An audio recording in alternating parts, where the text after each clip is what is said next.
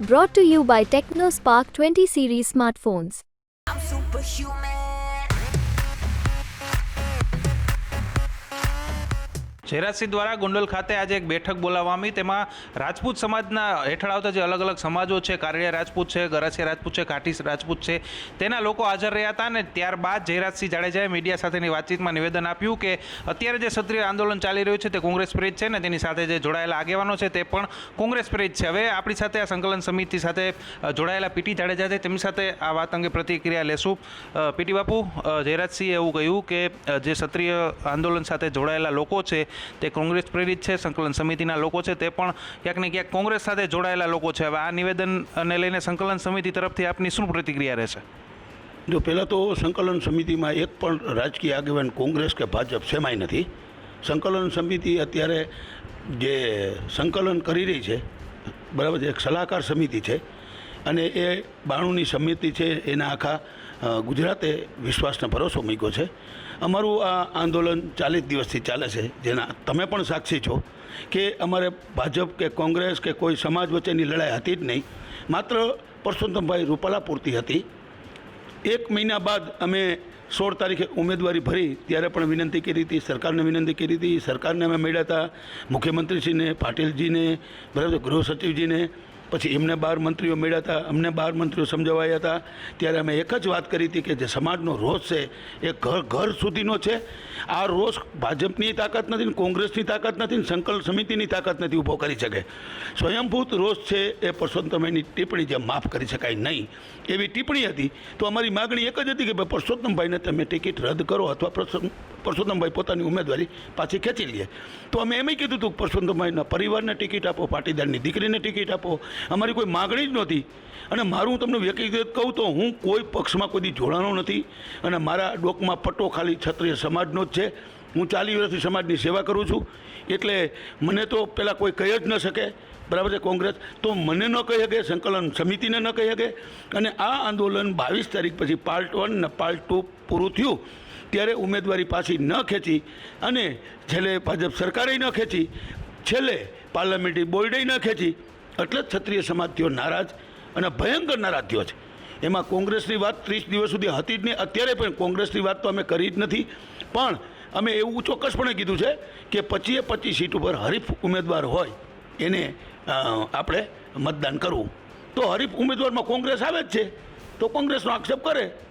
હું તો એમ કહું છું કે છાસ લેવા જાઉં ને દોણી શું સંતાડવાની, પણ તમારે નોટામાં મતદાન નથી કરવાનું, તમારા પક્ષમાં નથી કરવાનું। હરીફ ઉમેદવાર એટલે કોંગ્રેસનો। પણ એ વાત આવી 24 તારીખ પછી પાર્ટ 2માં, ત્યાં 1 મહિના સુધી એવી કોઈ વાત હતી જ નહીં અને કોંગ્રેસ પ્રેરિત નહીં। આ ક્ષત્રિય સમાજ એવો તો કોઈનો થઈ જ ન શકે, પણ હા, ક્ષત્રિય સમાજને ભાજપ પ્રત્યે જે લાગણી હતી અને છેલ્લા 35 વર્ષથી 1990થી ભાજપ સાથે જોડાયેલો છે, તો આટલો રોષ ક્ષત્રિય સમાજમાં હતો। તો એ ભાજપને અત્યારે માનો કે જે કાંઈ છે, બરાબર છે, એ નિર્ણય એને ન લીધો એનો આ રોષ છે। પરસોત્તમભાઈ ઉમેદવારી ન ખેંચી એનો આ રોષ છે। કોંગ્રેસની વાત ક્યાંય આવતી જ નથી અને છે નહીં, પણ હવે મતદાન જ્યારે થશે ત્યારે ખ્યાલ આવશે, બરાબર છે, કે ભાજપને આટલું નુકસાન જાય, બરાબર છે, એક પરસોત્તમભાઈ માટે એટલે વધારે રોષ થયો, બરાબર છે, કે પરસોત્તમભાઈ ઉમેદવારી પાછી ન ખેંચે તો ભાજપ સરકાર ખેંચી શકતી હતી, નથી ખેંચી તો એ પરસોત્તમભાઈના પાપે અમારી મજબૂરી ગણો તો મજબૂરી, એટલે અમે હરીફ ઉમેદવારને નક્કી કર્યો। એટલે હરીફ ઉમેદવાર બધી જગ્યાએ કોંગ્રેસનો જ છે, એટલે કોંગ્રેસ સમજી લેવાનું। પણ એ 1 મહિના પછી ત્યાં સુધી વાત હતી ભાજપ સરકારના ક્ષત્રિય સમાજ, પરસોત્તમભાઈ રૂપાલા અને ક્ષત્રિય સમાજ, બે સમાજની વાત નહોતી, રાજકારણની તો વાત હતી જ નહીં। ભાજપ પ્રેરિત ક્ષત્રિય સમાજ કાયમ માટે રહ્યા છે। મોદી સાહેબને પણ માન સન્માન એટલું આપ્યું છે, મોદી સાહેબ પણ ઇતિહાસના જાણકાર છે। જેમ અહીંયા આવ્યા તો જામ સાહેબને મોદી સાહેબે નમન અને પ્રણામ કર્યા, જે પગે પડીને સ્પર્શ કરે એવા, તો એ મોદી સાહેબની ખેલદિલી છે। પણ અત્યારે મોદી સાહેબને પણ લક્ષમાં નહીં લે, એટલા માટે રોષ જ એવો છે, એટલે એ કંટ્રોલ ન કરી શકાય। પણ હું એમ ગેરંટી આપી શકું કે કોંગ્રેસની વાત આવતી હોય તો કોંગ્રેસ લક્ષી આંદોલન હતું નહીં, અત્યારે નથી અને અત્યારે છે, બરાબર છે, તો હરીફ ઉમેદવારમાં કોંગ્રેસ આવે છે એટલે મતદાન કરવાનું કીધું છે। શું લાગે છે શા માટે ઝેરાસિંહે આ પ્રકારનું નિવેદન આપ્યું કે આ જે આંદોલન છે તે કોંગ્રેસ પ્રેરિત છે, જે સંકલન સમિતિના સદસ્યો છે તે કોંગ્રેસ સાથે જોડાયેલા છે, આવું શા માટે નિવેદન ઝેરાસિંહે આપ્યું, આપને શું લાગે છે? જો એમને જે નિવેદન આપ્યું, બરાબર છે, એ તો તમે એને પૂછો તો ખબર પડે। મેં તો નથી શીખવાડ્યું કે તમે આવું નિવેદન આપજો. એટલે એ નિવેદન એને જે આપ્યું અને એ ખાલી ગોંડલ તાલુકા છે પૂરતું, અને એ મનસુખભાઈ માંડવિયા તરફ એમને વાત કરી છે. એટલે અહીંયા કાંઈ આખા ગુજરાતનો સમાજ નહોતો, રાજકોટ જિલ્લાનો નહોતો, માત્ર ગોંડલ તાલુકાનો હતો. એટલે એને દરેક સમાજને અહીંયા ભેગા કર્યા છે, બરાબર છે, કાઠી સમાજ, કારાડિયા સમાજ, બધા સમાજને, બરાબર છે, પણ એ ગોંડલ પૂરતું. ગોંડલ વિધાનસભા પોરબંદરની અંદર આવે છે. આપે 26 સીટ ઉપર ભાજપનો વિરોધ કરવા નક્કી કર્યું છે. ગોંડલમાં મોટે પ્રમાણમાં ક્ષત્રિય સમાજ પણ રહેલો છે. તો હવે જયરાજસિંહના નિવેદન બાદ આપને શું લાગે છે, ક્ષત્રિય સમાજ સંકલન સમિતિએ કીધું એમ કરશે કે જયરાજસિંહે કીધું એમ કરશે? એ તો ક્ષત્રિયોનો પોતાના જે મેં તમને કીધું એમ સ્વયંભૂત જે રોષ છે, બરાબર છે, એ રોષ પેટીએ જશે ને, બરાબર છે. એટલે 100% જે બેન દીકરીની ટિપ્પણી થઈ છે ને, એટલે સાચો ક્ષત્રિય હશે એને અંદર હૈયાવરાળ તો હશે જ, બરાબર છે. પક્ષ છે, બરાબર છે, એ સામાન્ય વસ્તુ છે, પણ ક્ષત્રિય સમાજમાંથી અને તમને પક્ષમાં પણ જે હોદ્દા મળે છે એ ક્ષત્રિય સમાજને લક્ષમાં લઈને મળે છે. જેમ પાટીદારોને મળે, તમને મળે, કોળી સમાજને મળે, ઠાકોર સમાજને મળે, બરાબર છે. એ મતદારોની સંખ્યા અને ક્ષત્રિય સમાજ કે બીજા કોઈ પણ સમાજ હોય એને લક્ષમાં લઈને ટિકિટ મળે છે.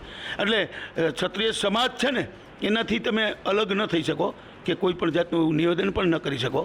પણ જે ભાજપમાં છે સમગ્ર ગુજરાતમાં, એમાં અમે કોઈને ડિસ્ટર્બ નથી કર્યા કે તમે ક્ષત્રિય સમાજ સાથે રહ્યો, તમે રાજકીય રીતે તમારું કામ કરો અને અમને સામાજિક માણસી સામાજિક રીતે કામ કરવા દો. તમે અમને નડતો રૂપનું થવું, અમે તમને નહીં થાય અને થયા નથી એ પણ આપ જુઓ છો. આ હતા સંકલન સમિતિના સદસ્ય, ક્ષત્રિય સમાજની સંકલન સમિતિ છે તેના સદસ્ય પીટી જાડેજા. તેમનું સ્પષ્ટ કહેવું છે કે જયરાજસિંહ જાડેજા દ્વારા જે આક્ષેપ કરવામાં આવ્યો છે તે તદ્દન ખોટો છે. એક પણ સભ્ય રાજકીય રીતે કોઈ પણ પક્ષ સાથે જોડાયેલા નથી. આ તો પરસોત્તમ રૂપાલાની ટિકિટ પાછી ન ખેંચાણી એટલે સંકલન સમિતિએ ભાજપના 26 સીટો પર ભાજપ વિરુદ્ધ મતદાન કરવાનું નક્કી કર્યું છે. હવે જોવાનું રહેશે કે હવે મતદાનને થોડો જ સમય બાકી રહ્યો છે. ખરેખર ક્ષત્રિય સમાજ કોની સાથે રહે છે, ભાજપ સાથે કે પછી કોંગ્રેસ સાથે? રોનક મજીઠિયા, ગુજરાત તક, રાજકોટ.